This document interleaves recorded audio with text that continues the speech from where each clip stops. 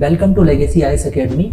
Today I am going to discuss CSET paper of 2020.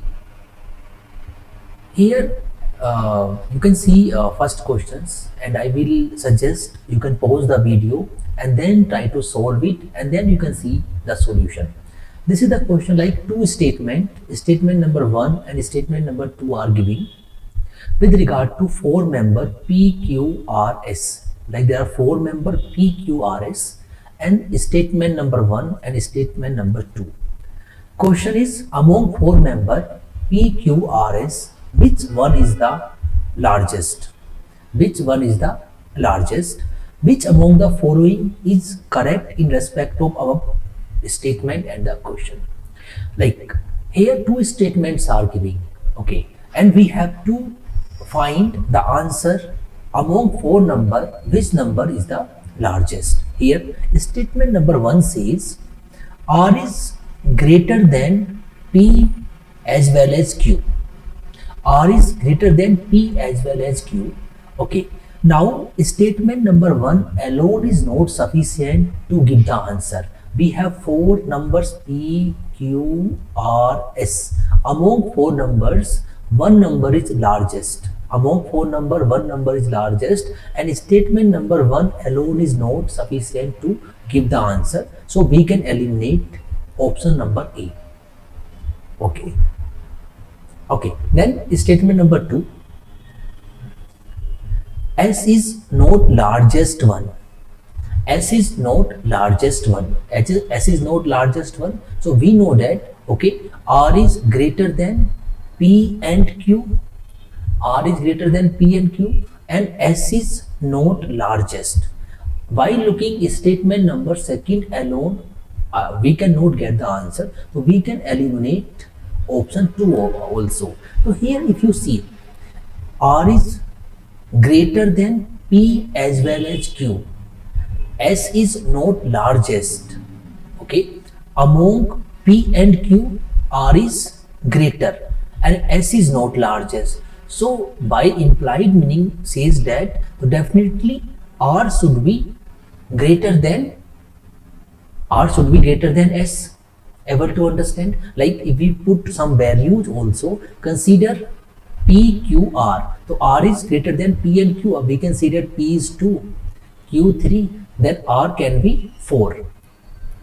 And among these four number, S is not largest. It simple means that S should be less than R only. Okay, then largest number should be R. So answer should be C.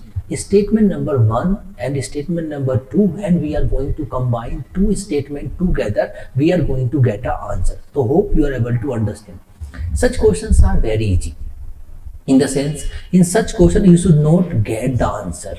Only you have to understand statement number 1 alone is sufficient, statement number 2 alone is sufficient, or we have to combine both the statement.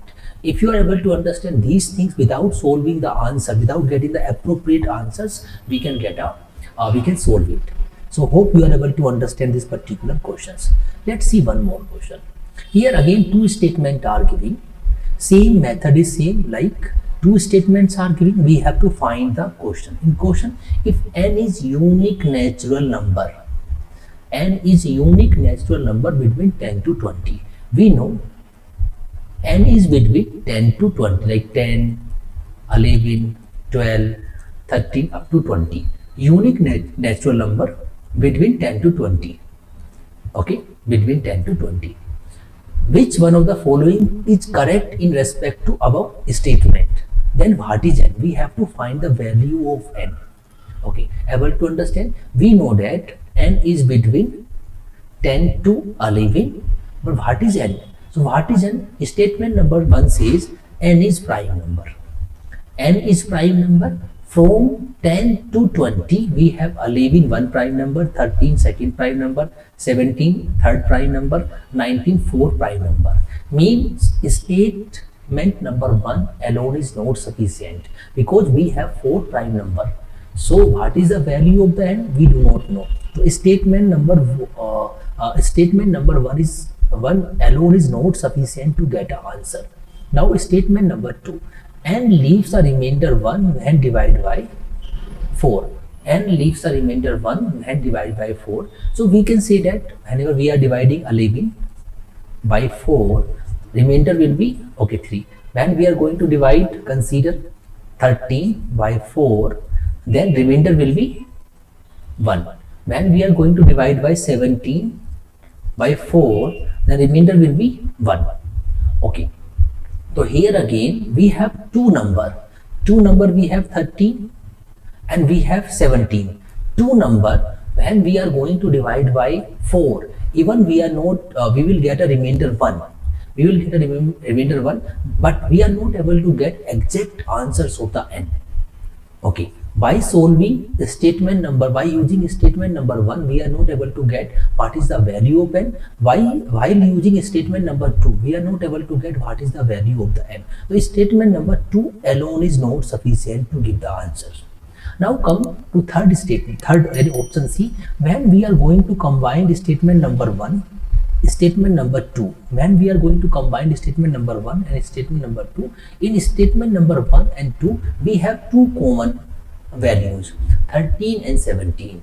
When we are going to again divide by 4, then we are not able to get exact answer. Consider 13 is not a prime number. For example, 13 is not a prime number, then while combining both the statement, we are able to get the answer. So hope you are able to understand. In this particular question, answers will be D. Means both statements are not able to get what is the value of n. Even if we are going to combine both statement number 1 and 2 also, we are not going to get the answers. Again, I want to say that so many things we should not do. Only if you have decent practice of these particular questions, then questions become very easy. Let's see one more question. Two statements are given. Okay, again, what are two number? So two number A and B, their product is 21. What can be? A can be 1, B can be 21. A can be 3, B can be 7, again 21. Okay, if we are using statement number 1 only, there are two possibilities. A can be 1, A can be 3, B can be 21, B can be 7. So statement number 1 alone is not sufficient to tell what is the value of A and B. A, B can be 1 and 21 or 3 and 7. So we can eliminate option number A. Statement number 1 alone is not sufficient to give the answer. Now their sum is 10. Their sum is 10. Okay, their sum is 10. So sum can be 10, can be like A plus B is 10. It can be 1 or 9, 2 or 8, or 3 or 7, 4 or 6, and 5 or 5. Again, statement number 2 alone is not sufficient to give the answer. What is the number A and B are? Now, if we are going to combine both the statement, sum is 10 and product is 21. So answers will be number 1, A will be 3 and B will be 7. If we are going to combine both the statement together, we are going to solve this particular question. So hope you are able to understand whenever statement questions will come. As I told earlier, questions are not much difficult. Only thing you have to know how to approach such questions. Let's see one more question. Here again they have asked how many zeros are there at the end of following product. Two things are there. For example, if I will tell you 1 into 2 into 3 into 4 into 6, what is the answer? Answers will be somehow like 6 and 6 for the 24 and 24 6 some answers we are going to get. Okay, second thing is, if you take any number 1 2 3 4 4 5 6 7 8 9, just remove this 5. If we are going to multiply any number with any other number, we will not get 0 at end. Able to understand? Here you have to understand 0 will come when we are going to multiply 2 by 5. For example, 2 1 ja 2, 2 into 2 4, 2 into 3 6, 2 into 4 8, 2 into 6 12, 2 into 7 14, 2 into 8 16, 2 into 9 again 18, no 0. But when we are going to multiply 2 into 5 10, or 4 into 5 again 20, or 8 into 5 again 40. So here 1 0 1 0 1 0, to the power 1 5 to the power 1 single 0, to the power 2 5 to the power 1 single 0, to the power 3 5 to the power 1 single 0. So hope what I want to say you, whenever such products are given, only thing is we have to find number of 2's and number of 5's, which is minimum, that is our answers. For example, to the power 1 5 to the power square, so how many zeros? 50, only one. To the power 2 5 to the power 2, it is 100, how many zeros? 2 zeros. So hope you are able to understand. Okay, point here is whenever such products are giving, we have to find value of 2's and values 5. So when you see this product like 5 10 15 20 25 30 35 40 45 50 55 60, we can see that all the numbers are multiple of 5. Definitely the power of 5 will be more as compared to power of 2. So we have to find minimum value. So minimum value will be 2. So here we have to find how many 2's are there. So 1 2 here, 1, again 4, again 2, again 8, again 2, again here also I can say that 2. Means how I am calculating, like 20 will be 2 to the power 4 5 to the power 1, 2 to the power 2. Like I can say that 30 will be 2 to the power 1 3 to the power 1 and 5 to the power 1, 40 2 to the power 3 8 5 to the power 1. So hope you are able to understand. We have to just calculate 1 or 2 3 4 7 8 and a 2 10. Answers will be 10. So hope you are able to understand how I calculated. I know that number of 5's are more than number of 2, so I have just calculated number of 2. So this is the way you can solve the question whenever question is asking how many zeros are there in one particular questions. Let's see one more questions. In the last video, in the earlier I have told, whenever two digit number x and y is given, so we can write 10x plus y. A three digit number x y z is giving, so we can write 100x plus 10y plus z. In this way we can write any 3 digit number. So here a 3 digit number is giving and x plus y plus z is not a multiple of 3. Okay, fine. So x plus y plus z, so we can write x plus y plus z, 100x 10y plus z by zx, so 100 by 10z plus x, again z, so 100 z 10 by 10x plus y. Okay, so x,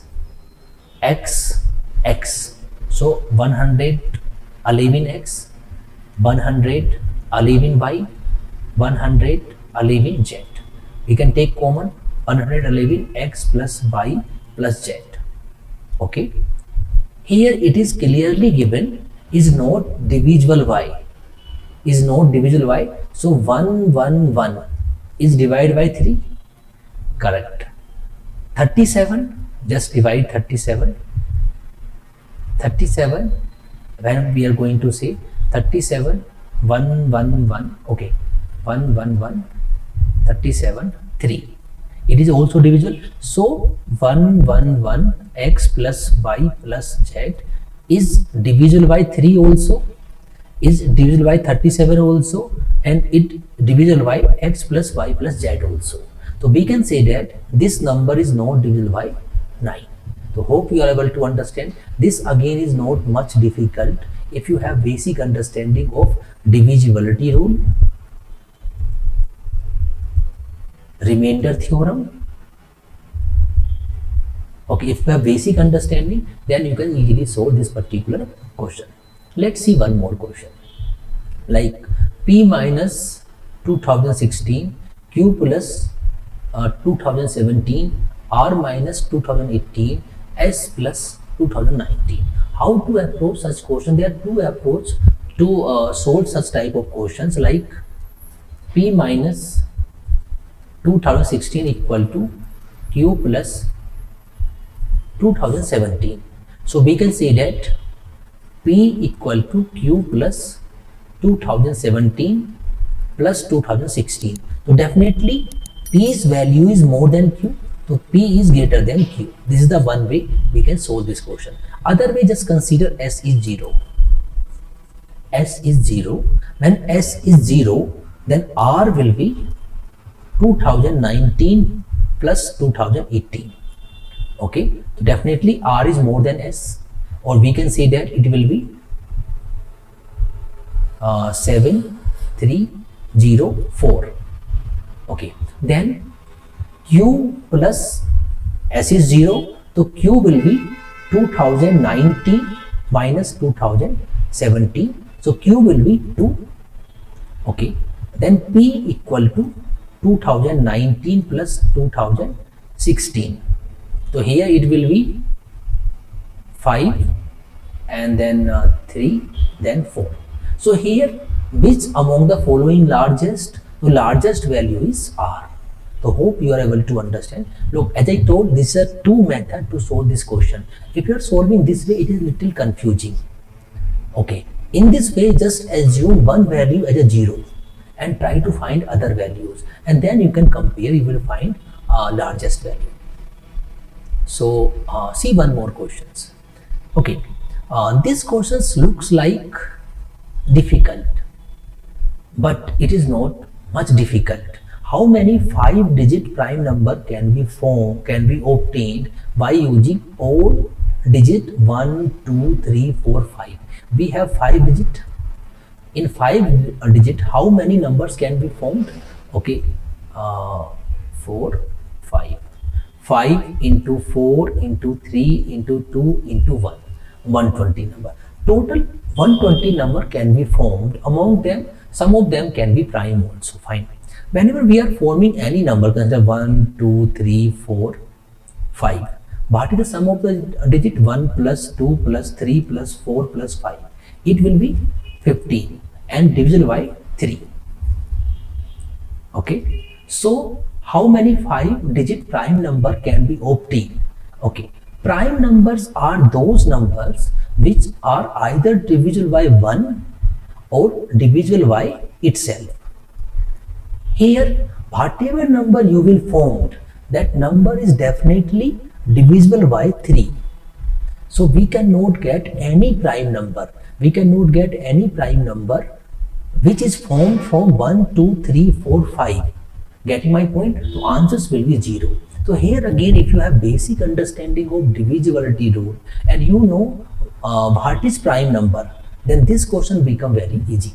So hope you are able to understand some of the question which I have solved for 2020, and I can say that the 2020 paper is not much difficult. If you have basic understanding of the mathematics and the reasoning, you can easily solve the questions. And again, thank you for watching this video.